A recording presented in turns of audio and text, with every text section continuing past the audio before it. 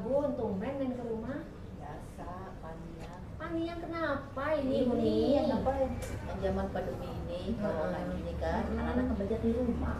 Iya, iya. Terus kita yang ngajarinnya, Eka jadi gurunya. Terus Emang bisa gurunya? Kan beda jurusan sekolahnya dulu, bukan guru deh. Nah kan ngajarinnya, pelajarannya, anak kan apa tuh, belum tentu satu atau dua anaknya kan. Iya. Kakak juga anaknya gitu, 3, 4 ngajarin begini. Terus si stres, emaknya stres, anaknya nggak stres, anaknya santai. Ngajarinnya kan, belum kan bikin belajar online, yang ngajar emak SPP bayar. SPP kan memang bukan harus bayar. Iya, jadi kan online belajar. Online belajarnya. Harusnya SPP jadi bayar. Itu maunya kita, mau lebih baik, makanya banyak. Iya deh. Gini Bun, dah. mau curhat ya. Gini Bun, aku mungkin ada beberapa, karena aku kan juga kerja sambil ini kan juga anak-anak di rumah. Mungkin ada beberapa yang bisa aku share ke Bunda, bisa juga ngomong ke bunda-bunda yang lain atau ke teman-teman kita nih, dan juga mungkin tetangga Bunda. Biar orang tua nggak stres ngadepin anak belajar dari rumah, itu ada tipsnya Bun. Ya. Ya, mau tahu? Oke, gini nih Bun. Ada tips buat orang tua agar bisa bantu anak belajar di rumah tanpa emosi. Tadi kan Bunda bilang, wah pada paniang lah, pada pusing, nggak bisa ngajarin, mana anak cuma satu gitu ya. Yang pertama, itu kita harus menyiapkan hal-hal yang utama Bun. Misalnya, kita beri ruang dia, misalnya dia belajar di mana nih, di dalam kamarnya, kebetulan ada meja belajar di situ, dia berkreasi, kemudian membaca. Nah, biarin tuh anak suruh nyiapin sendiri barang-barangnya, meskipun dia hanya naruh pensil, pulpen di ruangan itu yang pertama tuh Bun, kita nyiapkan hal-hal yang utamanya. Nah, terus nanti kalau udah kita menjaga yang kedua nih ya Bun ya, kita menjaga agar mereka itu tetap fokus. Maksudnya di sini adalah pada saat dia belajar itu kita dekatin Bun dan dampingin anak itu. Kita tanya, ada yang perlu mama bantu nggak atau bunda bantu nggak, seperti itu. Itu menjaga agar mereka tetap fokus. Kalau mereka jawabannya misalnya nggak mah bisa gitu ya, sendiri oke, sendiri. Nah, pada saat dia bilang bisa sendiri itu Bun, kita masuk tuh tips yang ketiga, yaitu ciptakan rasa memiliki dan hargai kerja keras. Tadi kan dia bilang bisa, ya kan? Oh kalau gitu hebat anak Bunda. Nanti kamu kerjain sendiri dulu ya. Paling nanti Bunda tinggal koreksi, seperti itu Bun. Nah jadi kita harus ikuti minat anak-anak itu, dan kita juga memberikan masukan. Kita hargai. Dia tadi bisa ngerjakan sendiri, dia usahakan sendiri dulu, itu Bun. Nah lalu tips yang keempat Bun. Tips yang keempat itu gunakan hal-hal yang memotivasi. Gunakan hal-hal yang memotivasi itu misalnya apa Bun? Misalnya gini, kita harus mulai dulu dengan membangun jembatan dari hal-hal yang disukai sama anak-anak di pelajaran sekolah. Misalnya mereka senang membaca, atau ada yang senang olahraga gitu ya.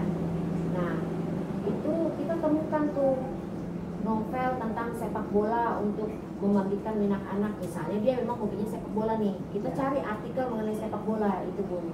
Itu gunanya hal-hal yang untuk memotivasi. Nah kita visualisasikan Bun dengan novel tadi atau dengan majalah tadi itu ke anak. Itu bagaimana kita memvisualisasikan aktivitas membuat perbedaan besar dan perasaan anak itu tentang bola tadi gitu Bun. Jadi itu ya Bun ya, gunakan hal-hal yang untuk bisa memotivasi anak. Kemudian yang kelima itu menciptakan suasana yang positif. Menciptakan suasana yang positif itu seperti apa ya? Jadilah teman yang baik untuk diri sendiri, untuk anak kita juga. Jadi kalau misalnya anak Anda ketahuan misalnya mengatakan hal-hal yang negatif tentang diri mereka sendiri, aku ini kan bodoh mah, misalnya gitu. Nah, kemudian kita bilang sama dia, kita tanyakan secara dia pelan-pelan, kenapa mereka mengatakan diri mereka seperti itu.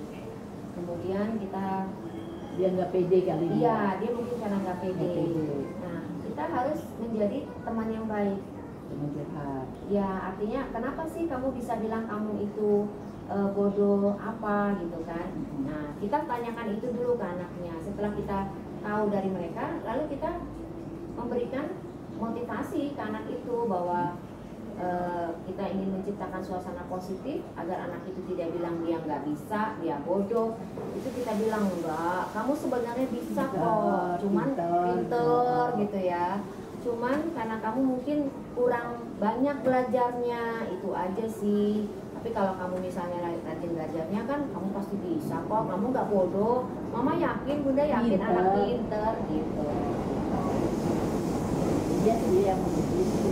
Jadi itu Bu, itu trik biar kita tidak merasa di rumah itu kita nggak bete ya ngurusin anak ya. Nah, jadi itu pun tips-tipsnya biar orang tua nggak stres ngadepin anak belajar di rumah. Udah paham kan? Paham, selalu paham. Nah, buat anaknya mana? Buat anaknya. Oke, buat anaknya biar anak itu nyaman belajar atau sekolah dari rumah. Ini dia tipsnya, Bun. Biar anak bisa bahagia jalanin sekolah dari rumah. Yang pertama, kita perlu perhatikan alokasi waktu. Katanya alokasi waktu ini nggak perlu sama persis sih Bu dengan apa yang diterapkan di sekolah. Namun yang penting anak tetap bisa merasakan kegiatan belajar itu di rumah gitu ya, nggak perlu harus ke sekolah. Misalnya dari jam 8 pagi sampai jam berapa anak-anak sekolah? Jam 12. Enggak, jam ini jam 2. Jam 2. Taruhlah dari jam 8 sampai jam 2. Nah, jika jam 8 sudah harus mulai belajar, anak itu harus dibiasakan Bun, siap-siap. Pagi-pagi jam 7 itu dia udah harus siap di ya minimal di kamarnya, di meja belajarnya, laptopnya sudah tersedia, alat-alat tulisnya sudah lengkap di situ. Alokasikan waktu itu bisa dibuat mirip dengan di sekolah. Jadi seolah-olah emang dia belajar di sekolah padahal di rumah gitu ya. Nah, kiat yang kedua Bun, anak itu mengatur ruang belajarnya. Jadi disarankan ke anak-anak itu untuk melakukan kegiatan belajar di tempat istirahat, seperti misalnya di kamar yang tadi aku bilang ya, kalau memang ruang belajarnya terpisah.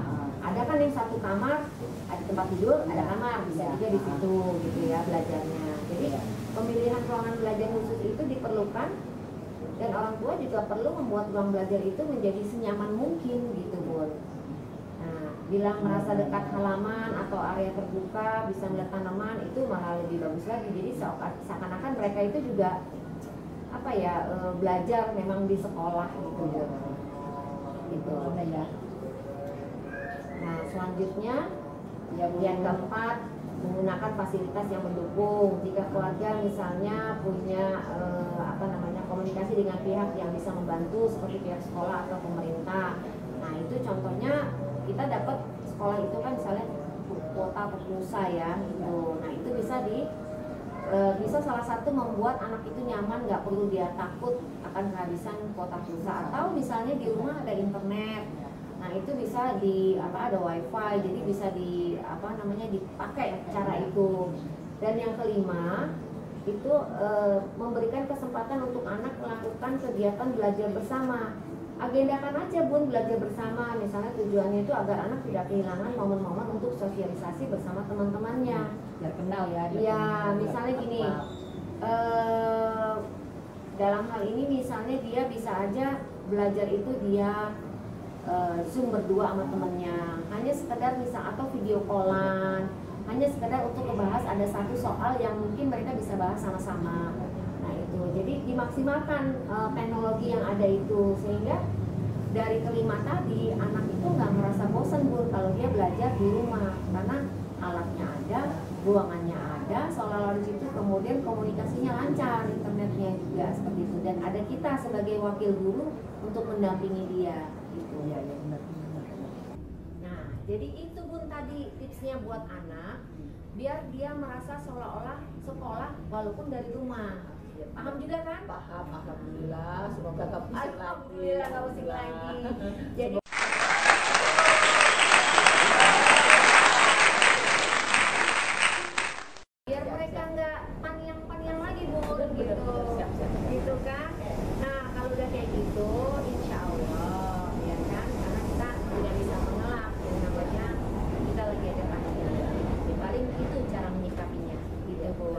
ya Bu. Iya, sama-sama Bunda. Atas sarannya dan tipsnya.